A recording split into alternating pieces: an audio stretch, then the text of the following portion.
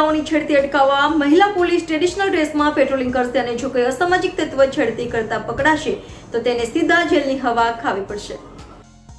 સુરતમાં નવરાત્રી સમયે છેડતીની ઘટનાઓ ન બને તે માટે સુરત પોલીસ સજ્જ થઈ ગઈ છે। ત્યારે સુરતમાં નવરાત્રી સમયે અસામાજિક તત્વોને શાનમાં આવી જતા પોલીસે જણાવ્યું છે આ વખતે ટ્રેડિશનલ ડ્રેસમાં મહિલા પોલીસ ગરબે ઝૂમશે અને ગરબે ઝૂમતી મહિલા પોલીસ મહિલાઓની સુરક્ષા પણ કરશે।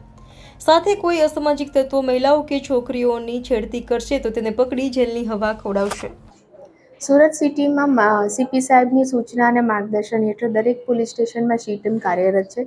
દરેક સી ટીમમાં 5 થી 6 કર્મચારીઓ કાર્યરત છે।